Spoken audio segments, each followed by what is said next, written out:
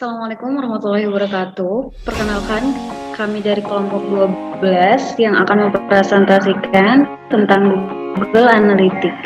Untuk kelompok kami berjumlah 4 orang, yaitu ada saya sendiri, Ninur Kustianti, 2019 0101 052. Kemudian ada Anissa Kusuma Wardani, 2019 0101 153. Ada Timothy Hatton sendiri 2019 0101 290, dan yang terakhir ada Nur Fadila 2019 0101 293. Kemudian saya akan menjelaskan untuk yang pertama pengertian dan fungsi dari Google Analytics. Google Analytics adalah salah satu dari banyak alat yang disediakan Google untuk membantu orang memahami apa yang dilakukan pengunjung situs web mereka. Alat ini memungkinkan pemasar melacak dan menganalisis data penting di situs dan pengunjung situsnya. Fungsi analitik yaitu untuk yang pertama ada mendapatkan dan mengumpulkan informasi terkait pengunjung atau aktivitas pengunjung pada sebuah halaman website. Untuk yang kedua ada Google Analytics juga mengamati atau mengumpulkan data mengenai kinerja Search Engine Optimization atau SEO website pada mesin pencarian Google. Sebagai contohnya, informasi bisa didapatkan oleh Google Analytics seperti kata kunci atau keywords apa saja yang menarik pengunjung, bagaimana tingkah laku pengunjung dalam website tersebut atau behavior, apa perangkat yang digunakan oleh pengunjung, dan lain sebagainya. Untuk kemudian ada dengan Google Analytics dapat mempermudah dalam membuat laporan dan memprosesnya secara cepat dengan tampilan yang mudah digunakan dan laporan yang dapat dibagikan dengan mudah. Selanjutnya ada manfaat dan keuntungan Google Analytics. Untuk manfaatnya adalah di Google Analytics terdapat banyak fitur yang bisa kita manfaatkan untuk mengembangkan bisnis. Apalagi jika bisnis yang sedang kita kembangkan sangat berhubungan dengan mesin pencarian Google. Kemudian yang kedua ada sesuai dengan fungsinya, beberapa fitur cukup membantu kita untuk dapat lebih mudah mendapatkan informasi-informasi yang berhubungan dengan kinerja website. Untuk keuntungannya, itu untuk yang pertama ada Analytic Intelligence, atau selain itu dapat dipermudah dengan kemampuan permodelan informasi yang canggih yang akan membantu memahami setiap kata yang didapatkan. Yang kedua ada pelaporan atau reporting. Laporan ini dengan mudah didapat Anda bagikan dengan rekan kerja ke berbagai macam aplikasi pelaporan. Kemudian ada data analysis and visualization. Google Analytics membantu memvisualisasikan berbagai data, mengaksesnya dan mengatur sesuai kebutuhan bisnis yang kita sedang kerjakan. Visualisasi akan membuat penggambaran data jauh lebih terlihat. Untuk kemudian ada dimensi dan matriks Google Analytics. Untuk yang pertama, dimensi ini adalah atribut dasar dari data yang kita kumpulkan atau dikumpulkan oleh negara, misalnya adalah dimensi yang mungkin disediakan oleh data pengguna. Ini akan memberitahu Anda dari negara mana pengguna situs berasal. Kemudian metrik ini adalah pengukuran kuantitatif, mereka memberitahu jumlah suatu metrik sesi, misalnya memberitahu Anda berapa banyak sesi yang terjadi di situs Anda dalam periode waktu tertentu. Kemudian Google Analytics membuat berbagai laporan default, kami akan melihat banyak dari mereka mendalam nanti. Anda juga dapat membuat laporan khusus yang menggabungkan antara dimensi dan metrik. Kemudian tidak semua dimensi dan metrik dapat digabungkan menjadi laporan. Mereka masing-masing memiliki apa yang dikenal sebagai ruang lingkup atau yang biasa disebut dengan tingkat pengumpulan data mereka. Cakupan yang berbeda adalah tingkatan pengguna. Wisnu Budi Prasetyo SEMM, tingkat sesi dan tingkat klik hanya dimensi dan metrik dari cakupan yang sama yang dapat digabungkan. Selanjutnya akan dijelaskan oleh rekan saya. Cara kerja Google Analytics cukup sederhana, yaitu hanya dengan menyalin tag meta yang diberikan dan ditempel di antara kode it atau it. Mungkin akan memerlukan waktu hingga 3 hari untuk memverifikasi situs. Satu akun Google Analytics dapat menampung hingga 500 situs. Google Analytics juga banyak digunakan oleh digital marketing strategis untuk melakukan penargetan ulang dari audiens yang didapatkan dari Google Analytics. Fitur-fitur pada Google Analytics. Google Analytics menyediakan berbagai fitur yang bisa diakses melalui menu sidebar untuk kepentingan pemilik web dalam memantau kegiatan situs, antara lain 1. Laporan real time atau waktu nyata. Laporan ini berisi tentang jumlah pengunjung secara real time. Laporan dibagi lagi menjadi beberapa sesi seperti dari mana asal pengunjung, pegawai yang digunakan, peramban yang digunakan, sampai kata kunci yang digunakan pengunjung. Yang kedua, audiens. Menu audiens menunjukkan tren pengunjung dari waktu ke waktu, termasuk rasio antara pengunjung baru dan pengunjung lama yang kembali. Yang ketiga, akuisisi. Akuisisi secara garis besar menunjukkan dari mana saluran pengunjung berasal. Google Analytics akan membagi menjadi beberapa kategori saluran seperti penelusuran organik, direct, sosial media, ataupun referral. Yang keempat, perilaku menu ini menunjukkan rata-rata pertama situs seperti tayangan halaman, rata-rata waktu yang dihabiskan pengunjung di situs, sampai rasio penonton. Yang kelima, penautan dengan produk lain untuk memudahkan para pengguna Google Analytics yang juga menggunakan produk webmaster milik Google lainnya.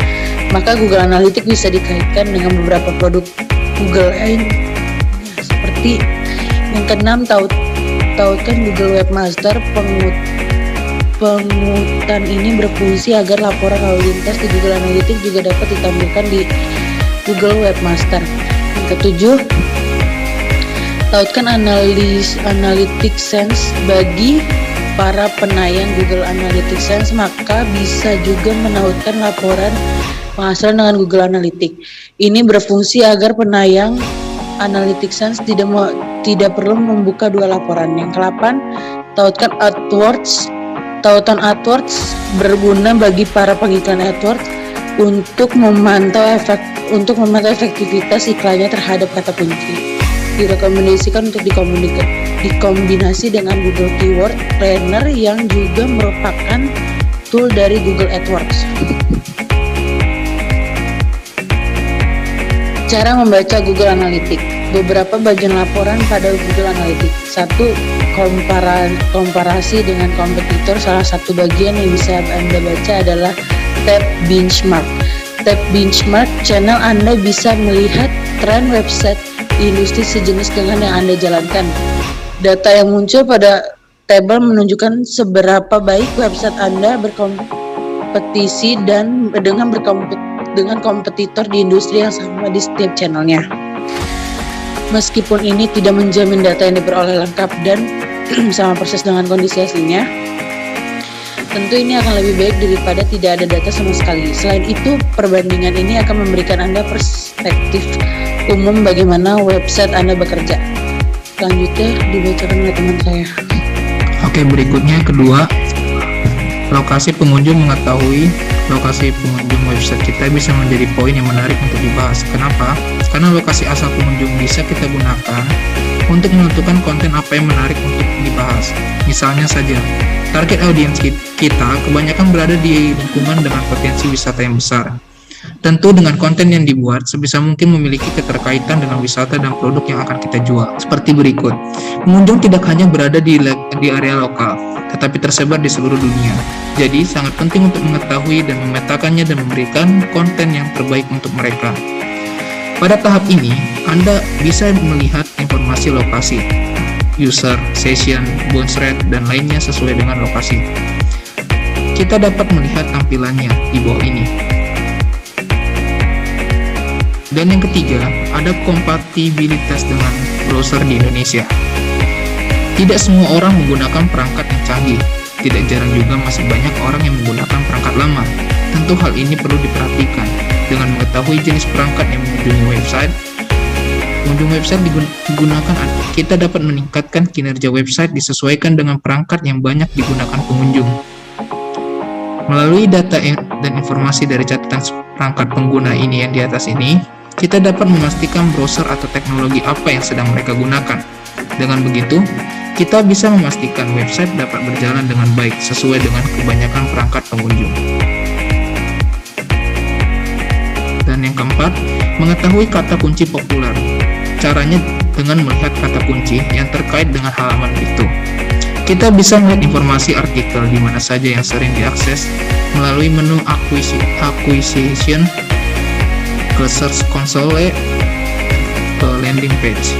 Fitur ini akan membantu kita untuk memanfaatkan halaman dengan trafik tinggi dan memaksimalkan penggunanya seperti berikut. Untuk melihat detailnya, cukup kita klik salah satu URL dan analitik akan menunjukkan kata kunci yang terkait dengan halaman itu. Di bawah ini ada tampilan yang akan Anda dapatkan jika dilihat per halaman. Baik, selanjutnya cara membaca Google Analytics yang selanjutnya itu ada penyebab pengunjung meninggalkan website. Amati halaman mana yang membuat mereka berhenti saat menjelajah melalui cara ini. Anda dapat membuat halaman yang lebih baik dan memodifikasi halaman yang membuat pengunjung cepat-cepat pergi.